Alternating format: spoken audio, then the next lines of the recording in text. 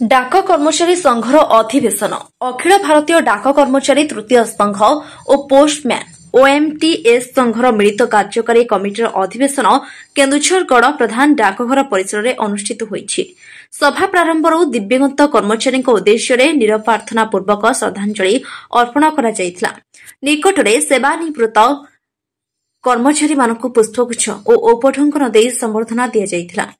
पुराना पेंशन चालू करने कोविड समय बकेया महंगा भत्ता प्रदान घरैकन बंद करी अनुकंपामूलक चाकरी प्रदान खाली स्थान पूरण सांगठनिक दुर्नीति आदि आलोचना होइथिला।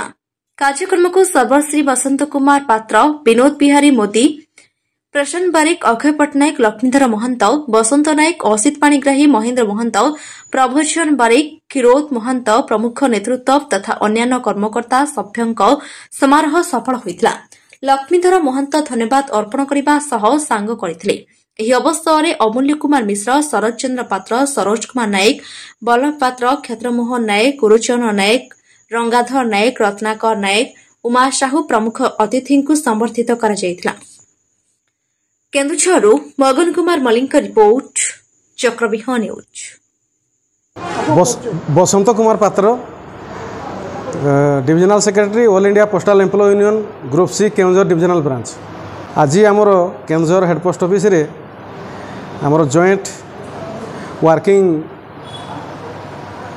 डिविजनल वर्किंग कमिटी मीटिंग आमे अनुष्ठित होइतिला।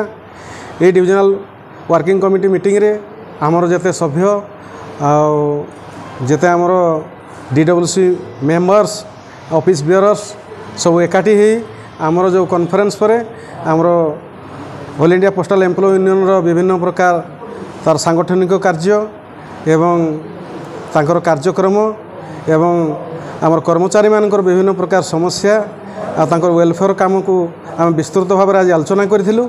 एवं यही डीडब्ल्यूसी मीटिंग रे आमर जो अवसर प्राप्त ग्रहण करिथिबा जो डाक कर्मचारी आमर अछंती All India postal employ union रो जो माने मेंबर थिले से कमरेड मानकू डाकी आज तांकू समर्धना एवं समर्थित करा जाय तांकू सम्मानित मध्य करागला।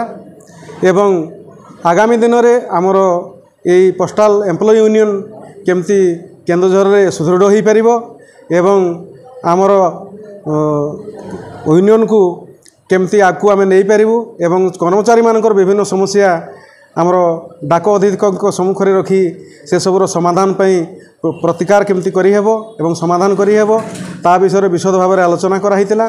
एवं आमर सभापति, आमर उपसभापति, ट्रेजरर, आमर कर्मकर्ता एवं आमर मेंबर माने उपस्थित रही आगामी दिन पई आमर जो पोस्टाल डिपार्टमेंट रो यूनियन रो जहाँ किसी कार्यक्रम सुदृढ़ भाव में एवं भल भाव में करने सब निष्पत्ति नहीं एवं आगामी दिन में आमर जहाँ किसी दाबी रही आमे आमर डिविजन लेवल रे सेटा सुप्रीमकोर्ट पाखे आमे उपस्थापन करूँ एवं समस्यार समाधान पई तांकर सहयोग नेबु।